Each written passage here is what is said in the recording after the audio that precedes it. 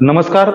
ऐतिहासिक मावळ प्रांत या युट्यूब चॅनेलच्या या भागामध्ये मी सचिन खोपडे आपले सहर्ष स्वागत करतो. आज एक महत्वाच्या गोष्टीवर प्रकाश टाकणार आहोत. आमच्यासोबत अजिंक्य देशपांडे, बाजीप्रभूंचे थेट वंशज, सुजय खलाटे, इतिहास संशोधक या मावळ प्रांतातील संतोष खोपडे आणि बाजीप्रभूंचे वंशज दुसरे संदेश देशपांडे. आजचा मुळात ह्या भागाचा हेतू हा की इतिहासामध्ये एक प्रभावशाली पात्र किंवा इतिहासातल्या हौतात्म्यांनी ज्यांच्याकडून प्रेरणा घेतली त्या बाजीप्रभू देशपांडेंची वंशावळ आम्ही आज इथे प्रकाशित करतोय. आणि ती वंशावळ पूर्ण झालेली, जो कार्यक्रम आम्ही आखला होता काही दिवसापूर्वी की जेणेकरून ही वंशावळ बनवायची आणि त्याला बाजीप्रभूंच्या वंशजांकडून आम्हाला सकारात्मक प्रतिसाद मिळाला आणि ही वंशावळ आम्ही बनवली. यादवांच्या हेमाद्री पंडिताच्या कागदपत्रांमध्ये साधारणपणे श्री कर्णाधिपती म्हणून असा उल्लेख येतो आणि मावळामध्ये किंवा कोकणामध्ये चांद्रसेनी कायस्थ प्रभू देश कुलकर्ण हे त्याच कर्णाधिपती या पदाशी साधर्म्य असणारी एक वतन पद्धत किंवा प्रशासकीय पद्धत होती. मावळामध्ये पुरातन वतनदार जसे देशमुख आहेत, जसे पाटील आहेत, तसेच त्यांच्या समकक्ष देशपांडे आहेत. एक स्वतंत्र प्रकारचं वतन मावळामध्ये प्रशासनाच्या रूपाने विकसित झालं. बाजीप्रभू देशपांडे यांचं देशपांडे पण हे बादलांच्या देशमुखीत होतं, वतनात होतं.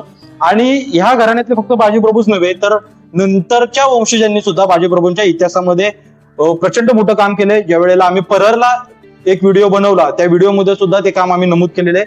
आजच्या भागाचा मूळ हेतू हाच की बाजीप्रभूंची वंशावळ ही लोकांच्या, इतिहास अभ्यासकांच्या, इतिहास प्रेमींच्या पुढे समोर यावी.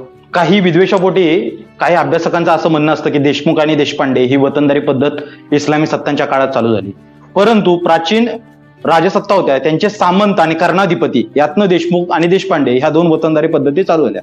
साधारणपणे आपल्या पुराण वाङ्मयामध्ये असं होतं की ब्रह्मदेवाच्या कायेपासून ज्या वर्गाची निर्मिती झाली ते म्हणजे कायस्थ, आणि ज्या वेळेला लढणाऱ्यांचा एक वर्ग निर्माण झाला, धार्मिक गोष्टी करणाऱ्यांचा एक वर्ग निर्माण झाला, त्यावेळेला त्याच्या नोंदी ठेवणारा एक वर्ग म्हणजे कारकुनी ज्याला आपण म्हणतो तो चांद्रसेनी कायस्थ प्रभू. सुदैवाने चांद्रसेनी कायस्थ प्रभूंचे शिवछत्रपतींच्या काळामध्ये सुद्धा वैदिक आणि शस्त्र धारण करण्याबद्दल जे वाद झाले त्याच्याबद्दल सुद्धा त्यांच्या बाजूने निर्णय लागलेले आहेत. महत्वाची गोष्ट अशी की बाजीप्रभू देशपांडेंच्या वंशावळीमध्ये देशपांडे हे त्यांचं पदनामे, जे मगाशी मी कर्णाधिपती म्हटलं, ह्याच देशपांडेंना जुन्या कागदपत्रांमध्ये देश कुलकर्ण हा शब्द येतो, तर प्रधान हे त्यांचं आडनाव आहे. आज आपण आता दादांनी सांगितल्याप्रमाणे ही वंशावळ आज आपण सर्वांसमोर आणतोय. ह्या वंशावळीचं प्रकाशन इतिहास संशोधन मंडळात विका राजवाडे सभागृहात माननीय श्री मंदार लवाटे सर यांच्या हस्ते झालेला आहे.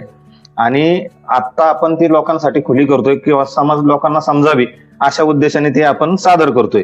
तर ह्या वंशावळीचं वैशिष्ट्य असं आहे की हा जो कागद आहे हे कलर प्रिंट आपण म्हणजे त्याची जेरॉक्स काढून इथे चिकटवलेली आहे.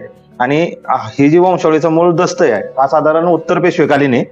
आणि त्याचबरोबर ह्या वंशावळीमध्ये जे साधन चिकित्सेचे जे निकष असतात, अंतरंग परीक्षण आणि बहिरंग परीक्षण, तर अंतरंग परीक्षणाच्या अंतर्गत आपण ह्याचा एक तुकडा लॅबमध्ये तपासून घेतलेला आहे. तो साधारण तो 100-200 वर्षापूर्वीचा आहे. आणि त्यानंतर बहिरंग परीक्षणामध्ये ज्या गोष्टी येतात त्या परीक्षणानुसार की ह्या वंशावळीमध्ये असणारी जी नावं आहेत ही तुम्हाला इतर ठिकाणी कुठं कुठं सापडतात, ती सर्व ठिकाणी आपल्याला सापडतात. आणि त्या अनुषंगाने फक्त आमच्याकडं हे जे शेवटचे बाजीचे पुत्र आहेत रामजी, त्यांचं आमच्याकडं प्रकाशित असं कोणतंही साहित्य नव्हतं. मात्र आता नुकतीच योगायोग चांगला असल्यामुळं त्यांची मूळ सनद भारतीय पुराभिलेखागार मधून आपल्याला उपलब्ध झालेली आहे. आणि त्यांना शाहू महाराजांनी परर हे वतन परत एकदा दरोबस्त करून दिलेलं आहे. त्या संदर्भातली ती सनद आहे. त्यामुळे ही परर शाखा आपण शेवटपर्यंत आपण मांडलेली आहे. बाकी सर्व शाखा आपल्याला उत्तर पेशवे काळापर्यंत सांगता येतात. तर आता आपण सुरू करू पहिल्यापासून.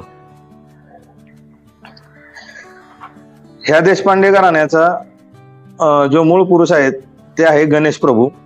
त्यांच्या मुलाचं नाव आहे केशव प्रभू. त्यानंतर आहेत वैद्यनाथ प्रभू. त्यानंतर आहेत कृष्णाजी प्रभू. हे कृष्णाजी प्रभू हे बाजीप्रभू यांचे वडील आहेत. आणि यांना 4 मुलं आहेत.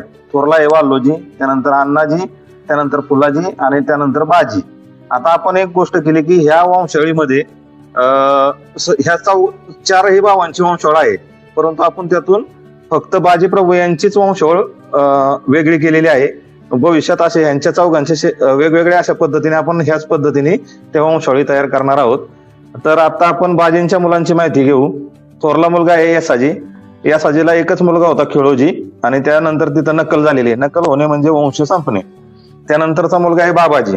आता हे बाबाजी जे आहेत त्यांना 2 मुलं आहेत, एक खंडेराव आणि जे दुसरा मुलगा आहे त्याचं नाव आपल्याला म्हणजे सापडत नाही. तर असं ही जी वंशावळ ही जीर्ण झाल्यामुळे ही जागा मोकळ्या राहिल्यात, आणि ह्या मोकळ्या जागांमुळे ती नावं उपलब्ध नाहीत. पण जशी येतात त्या पद्धतीने आपण मांडलेलं आहे. तर खंडेरावांची शाखा पाहू आपण. खंडेराव यांना परत इथं थोडस ब्लँक राहिले. रामचंद्र, राजाराम, बाळकृष्ण असे एका शाखेत आहेत, आणि एका दुसऱ्या शाखेत लक्ष्मण असे आहेत. आणि त्यांची जी दुसरी शाखा आहे त्यात परत एक खंडेराव आहेत. खंडेरावांना रघुनाथराव आहेत, आणि एक अण्णा म्हणून आहेत. त्यांचं शेवट या ठिकाणी आहे, आणि या ठिकाणचं नाव आपल्याला कागद जीर्ण झाल्यामुळे उपलब्ध नाही. त्यानंतरचा जो मुलगा आहे विसाजी, त्यांचं नकल झालंय. म्हणजे त्यानंतर हरबा यांचं सुद्धा नकल झालेलं आहे. आणि हे जे अंताजी आहेत त्यांचा मुलगा आहे गोविंदराव, आणि गोविंदराव यांचा मुलगा पांडुरंग. आणि इथली शाखा आपल्याला थोडीशी नावं जीर्ण झाल्यामुळे दिसत नाहीत. कृष्णराव. आणि हे जे अंताजी आहेत हे जिंजीला तंजावर या ठिकाणी जी मराठ्यांचं जे रणसंग्राम चालू होता त्यामध्ये सरसेनापती संताजी घोरपडे यांच्या बरोबर होते. तर त्यानंतरचा जो मुलगा आहे तो माझी. हे माझी बाजींचं नाव मावळातल्या अनेक कागदपत्रांमधून उपलब्ध होतं. बांदल तक्रीर मध्ये सुद्धा यांचं नाव आहे. तळेगाव येथून रायाजी बांदल यांचं शेवा आणण्याचं काम त्यांनी केलेलं आहे. तर हे माझींची शाखा आपण आता पाहू. या बाजूला आहे अशी इथे.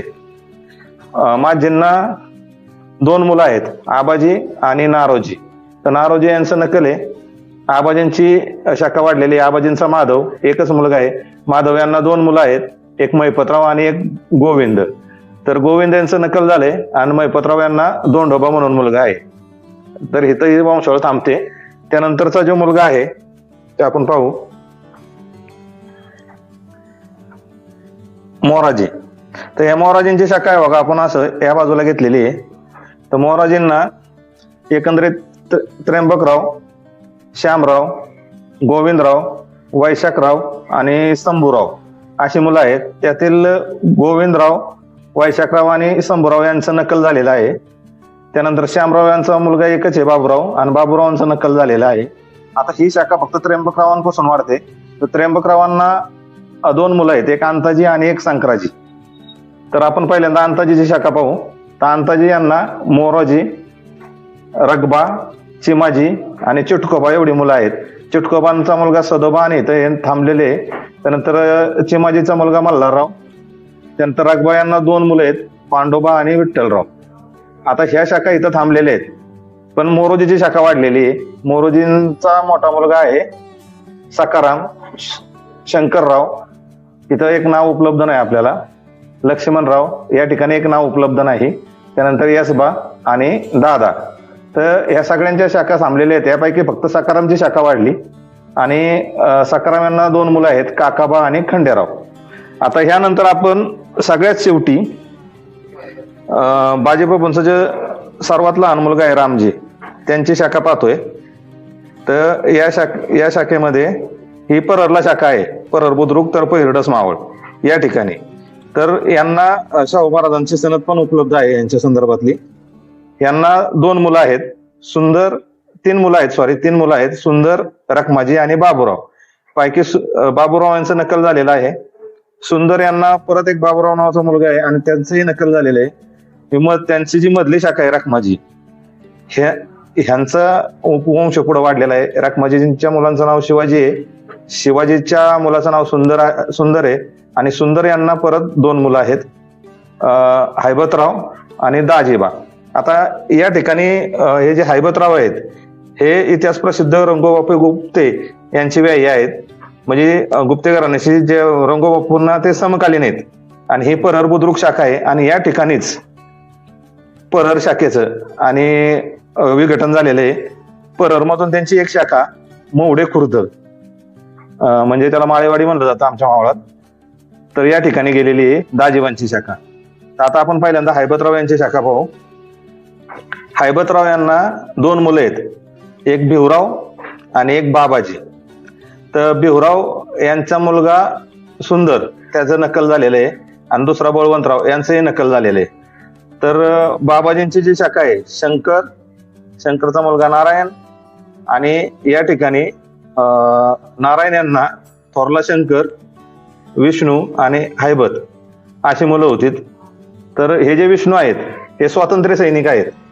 त्यांना बाबा देशपांडे म्हणून ते आमच्या मावळात, हिरडस मावळात किंवा आमच्या रोहिड मावळात संपूर्ण भोर तालुक्यात प्रसिद्ध असे व्यक्तिमत्व होतं.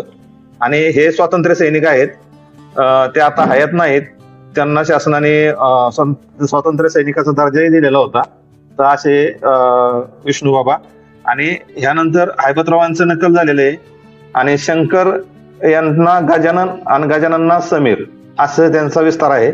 आणि विष्णू यांची शाखा म्हणजे बाबांची शाखा, बाबांना अशोक, वैजनाथ, धनंजय आणि महेश अशा शाखा आहेत. महेश यांचा वंश थांबलेला आहे. त्यानंतर अशोक यांना अविनाश, वैजनाथ यांना स्वप्नील आणि धनंजय, हे जे धनंजय आहेत हे यांना दिलीप काका म्हणून ते टोपण नावाने प्रसिद्ध आहेत हे हिरडस मावळामध्ये.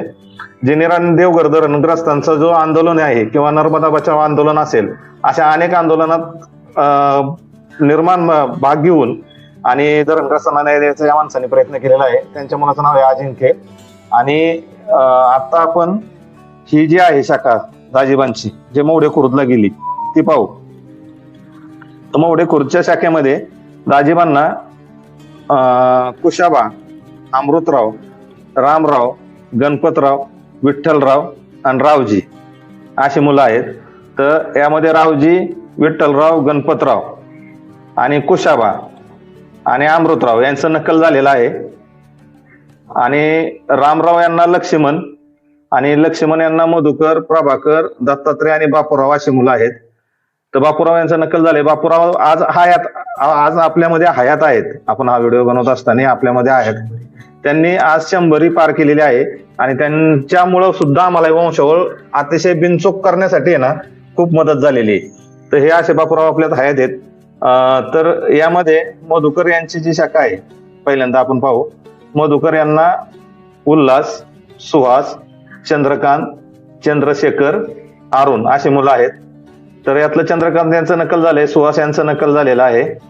उल्हास यांना आशुतोष आणि आदेश अशी 2 मुलं आहेत. त्यानंतर चंद्रशेखर यांना रोहन आणि ओंकार अशी 2 मुलं आहेत. आणि अरुण यांना प्रथमेश नावाचा मुलगा आहे. तर आता आपण यातले प्रभाकर यांचं पाहू. प्रभाकर यांना प्रदीप, मनोहर आणि विजय अशी मुलं आहेत. त्याच्यात विजय, सुनील आणि सुधीर अशी मुलं आहेत. त्यापैकी विजय, सुनील आणि सुधीर यांचं नक्कल झालेलं आहे. मनोहर यांना मंगेश आणि संदेश अशी 2 मुलं आहेत. आणि प्रदीप यांना निलेश नावाचा मुलगा आहे, जे आता आपल्या बरोबर या ठिकाणी उपस्थित आहेत, संदेश देशपांडे. ते या मनोहर यांच्या शाखेचे आहेत मौढे खुर्दच्या. आणि जे अजिंक्य आहेत या ठिकाणी ते परळ शाखेचे आहेत. तर अशा पद्धतीने एक वंशावळ आहे. आणि यामध्ये एक नाव राहिलं होतं, म्हणजे हैबतराव आणि दाजेबा यांच्यामध्ये वामनराव नावाचा त्यांचा एक भाऊ होता. त्यांना 2 मुलं आहेत, नारायणराव आणि गोविंदराव, आणि ह्यांचंही नक्कल झालेलं आहे. अशा पद्धतीने आपण ही वंशावळ पाहिली. आपल्या समोर आज या ठिकाणी अजिंक्य देशपांडे परळ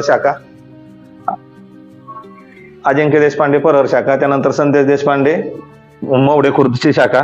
आणि एक दुसरा विषय असा आहे की हे सगळं आपण जे सादर केलंय हे अतिशय इतिहासाला धरून आणि अस्सल साधनांच्या म्हणजे प्राथमिक दर्जाच्या साधनांच्या आधारे, म्हणजे साधनामध्ये पण प्रकार असतात, प्राथमिक दर्जाचे, दुय्यम दर्जाचे. त्यातील हे साधन हे प्राथमिक दर्जाचे आहे आणि साधारण 200 वर्षापूर्वीचे.